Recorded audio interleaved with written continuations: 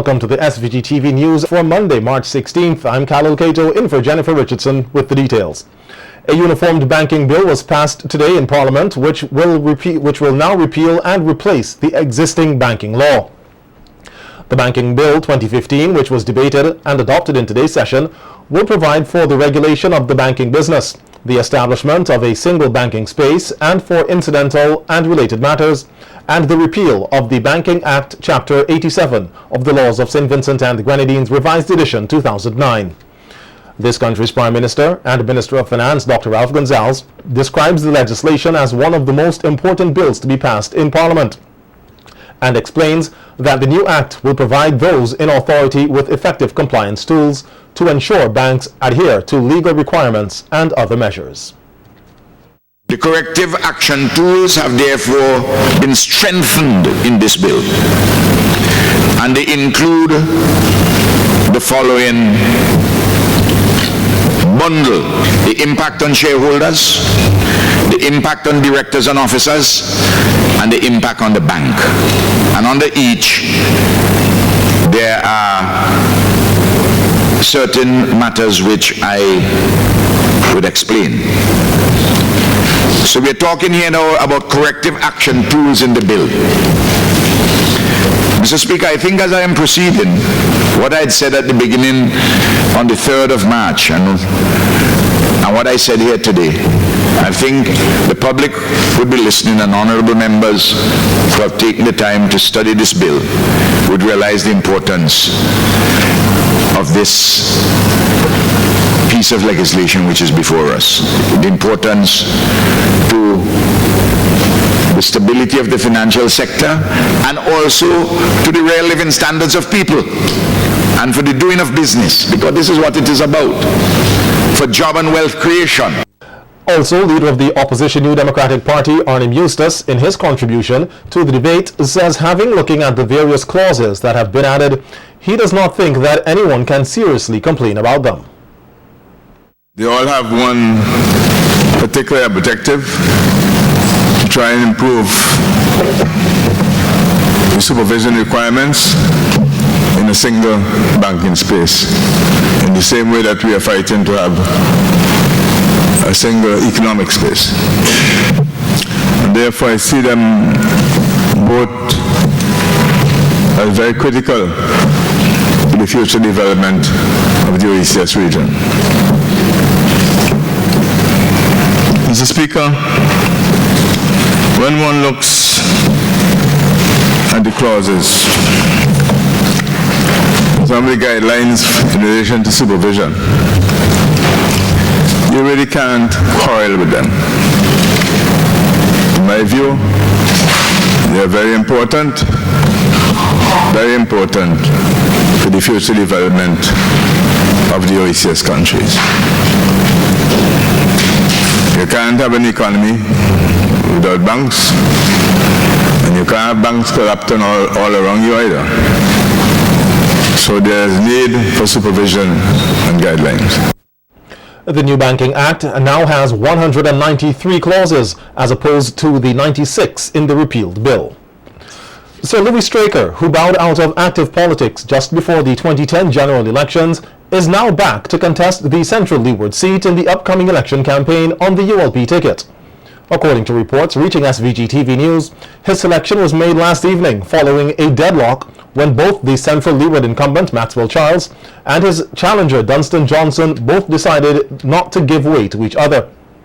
This then forced the ULP leader, Dr. Ralph Gonsalves, to act, and both Charles and Johnson were removed from the meeting, and Sir Louis was sought at a church meeting in the area. It has been further reported that Sir Louis was taken to the constituency council members, where he was nominated by Charles and seconded by Johnson. The ULP is continuing its candidate selection for the general elections, constitutionally due by March 2016 here. The opposition New Democratic Party, NDP, has already announced its slate of candidates almost 2 years ago. And this country is seeing a 6th gas price reduction in as many months. According to a media release from the Prime Minister's press secretary, Hans King, the reduction over the 6-month period now totals $4.72, going from $15.28 in October of last year to $10.56 as of today. King says the price of diesel has also been reduced for a third consecutive month. It now stands at $10.13 per gallon, down from $11.04. Low sulfur diesel, a new category introduced last month, has also been reduced by 98 cents and will now retail at $10.81. According to King, the price reductions are in line with the government's 3-month rolling average, which reflects the price paid for fuel on the regional market. Yesterday was celebrated worldwide as World Consumer Rights Day. And to commemorate this day, the Ministries of Trade and Foreign Affairs came together with various other ministries to host an exhibition on Friday at the Singer Building to provide information to the public pertaining to their various consumer rights. Representatives of both ministries took the opportunity to share with us more about the day and why it is so important that consumers know their rights. Urging consumers to be extremely vigilant when purchasing goods and services, and be reminded that the various departments, ministries represented here can be contacted for any information, any clarification that the public might need in relation to such. You can actually look to make sure that it is properly labeled. The label is consistent. It's not tear or defective. Make sure that when you press the top, the bottom doesn't come out. That is called a bulge tin. And there are also tin that are rusted that might have pinholes. You don't really see the pinholes, right? But they are there. And that allows air to go into the food. As long as air gets into the can, it actually causes a chemical reaction. The same way it would get a chemical reaction when the tin is dented. So try and avoid it at all costs.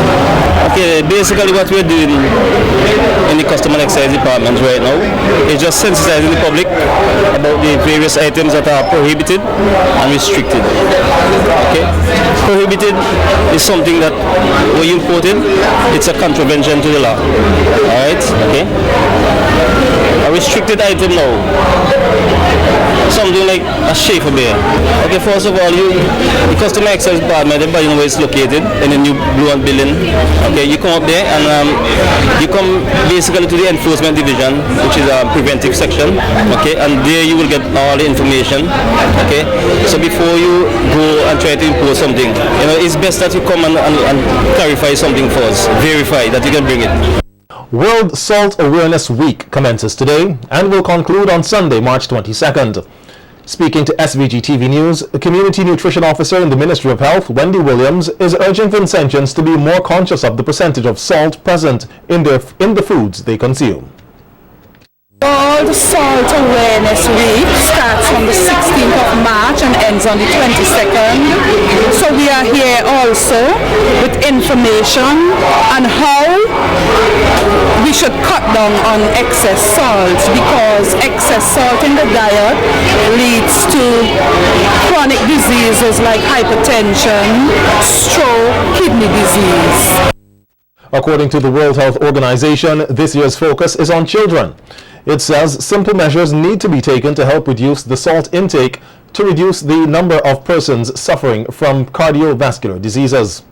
As part of the week, the food industry is being encouraged to act more responsibly by reducing the amount of salt they add to children's food and to stop advertising high-salt food to children.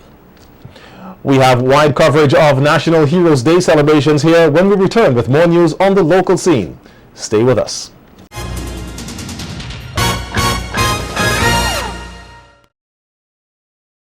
As we celebrated National Heroes Day on Saturday, March 14th, a call was made by Prime Minister Dr. Ralph Gonsalves for SVG not to follow imperial nation, that should be not to allow imperial nations to determine the direction of its development. We get more from Sharon Garraway. An emotional time on Saturday, March 14, as this country remembered the sacrifice made by national hero, paramount leader Joseph Chatoyer 2 centuries ago to free this country from colonial reign.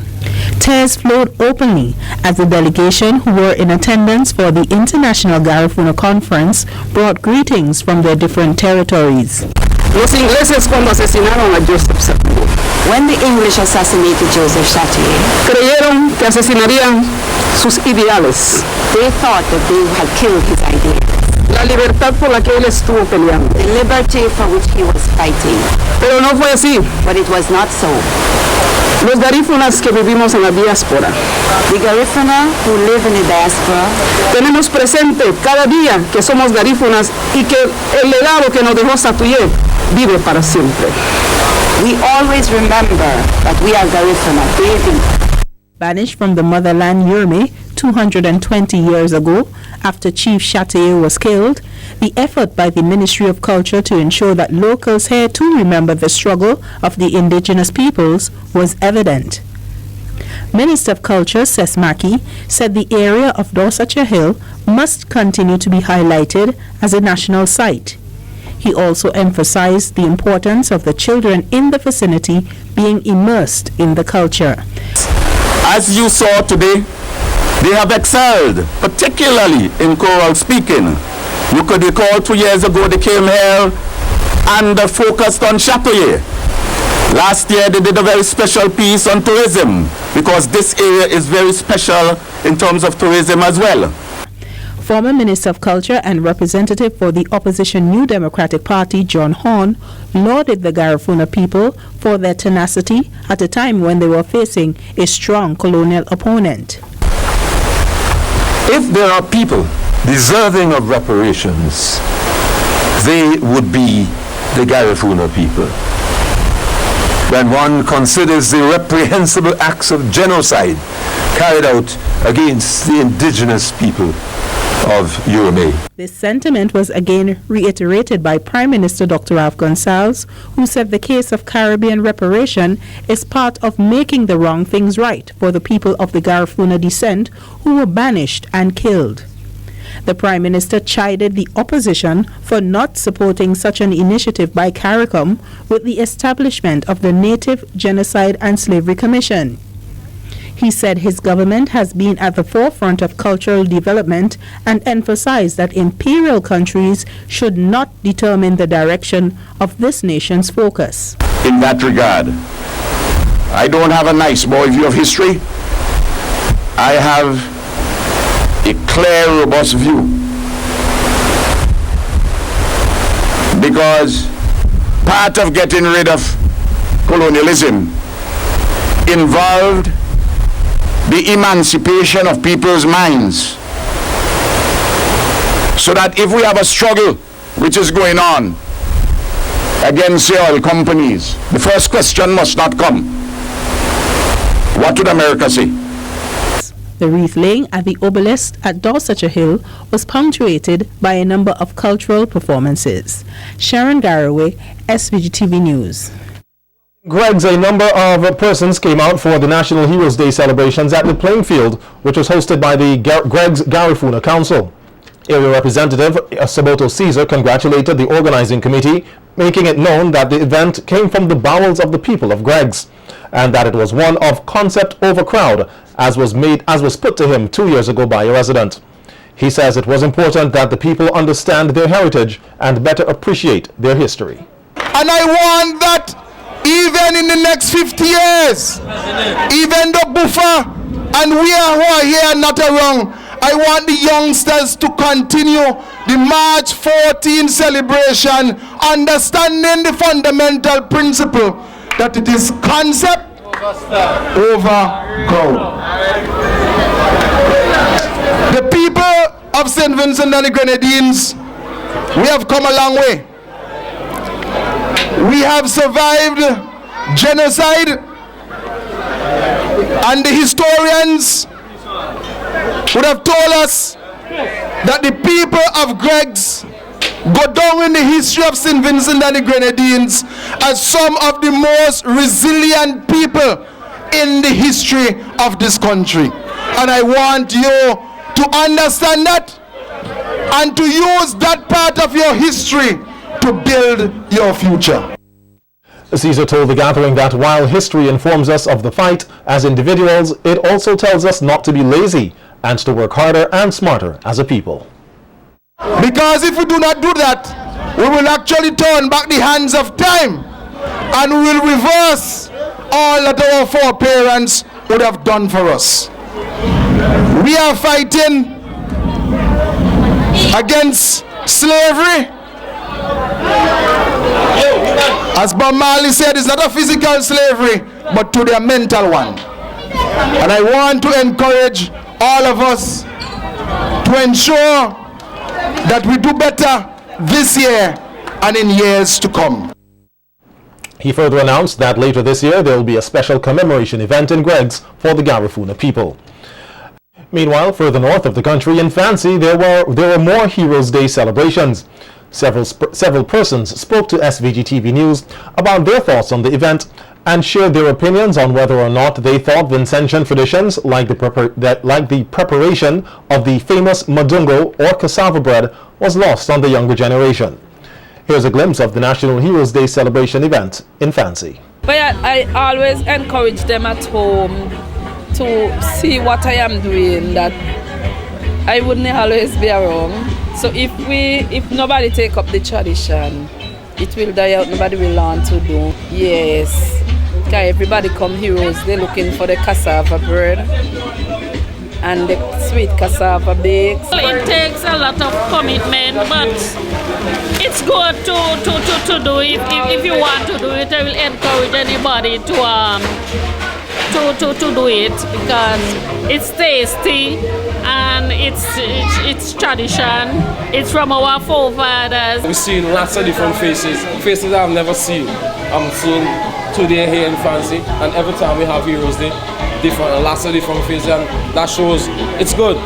Yeah, and we hopefully we'll keep going in the future to come and have some younger some younger folks on the team, because most of the folks are getting old and going home sometime. So we hope we can get the young people when the older one leave to join this thing like myself, because I'm enjoying every aspect of it. Trust me, I'm telling you. Yeah, I came to buy the madungo because my mom loved the madungo, because remember she old and they know more about the madungo, so that's why Well, I custom wear African outfit, but for the event I normally do it all the time for the tradition. So how long you doing National Heroes Day barbecue and cassava? Well, from the time it began, from the time it started, I hear all the time. We as young people, I always industrious, so I advise everybody, especially young people, if they're more in a good self-esteem, they could develop and do the things, and you don't have to depend on government for give you everything. You could once you have a willpower, you claim to do anything you want. Know what people want you to do, or what you want to be in this world, you make yourself. So I always be independent. I think they should come on and try it, because today is the first time I experienced the madungo, and I enjoy it very much. Yeah. I tell my friend it's finished already and I ain't got enough. Meanwhile, descendant of the native Vincentian Garifuna people, Augustine Sutherland, says more still has to be done to educate Vincentians about their Garifuna heritage. Our history, a lot of things we get from the Muzungu people, the white people, and I think now it should be changed, and it ain't too late for it to change. So long as we get it into the people and the younger people, it will change, because a lot of things that doing is not of our ancestors and great-great-grandparents' way of life. So we go all out to start to change it. Stigma between the Caribou, the Kalinago people, it's because of the same Muzungu try to put the Kalinago people, the African people against the Kalinago people, because they was against the Kalinago people, and seeing that they have the Africans as slaves, the Africans adapt what the Muzungu people have, so they have no other choice but to hate the Kalinago people just as the Muzungu. So as real stigma there, until not too long ago, that kind of change, and it changed rapidly right now. The 3 Vincentians are said to be missing at sea for almost 3 weeks now after setting out on a fishing expedition. According to a media release from the police, on Monday, March 2nd, the Coast Guard Service received a report of the 3 missing persons who left St. Vincent on Thursday, February 26th. The report stated that Sylvester Allen, also known as Rambo of Peruvian Vale, as well as 2 other persons whose names are not known, have not returned or made contact since leaving these shores. Their location, that should be the location of their departure, is unknown, as well as their destination and expected time of return. The police say anyone with information on the whereabouts of Allen and his colleagues are asked to call the Coast Guard at 457-4554 or the officer in charge at the CID Major Crimes Unit or CRO at 456-1810 or the nearest police station.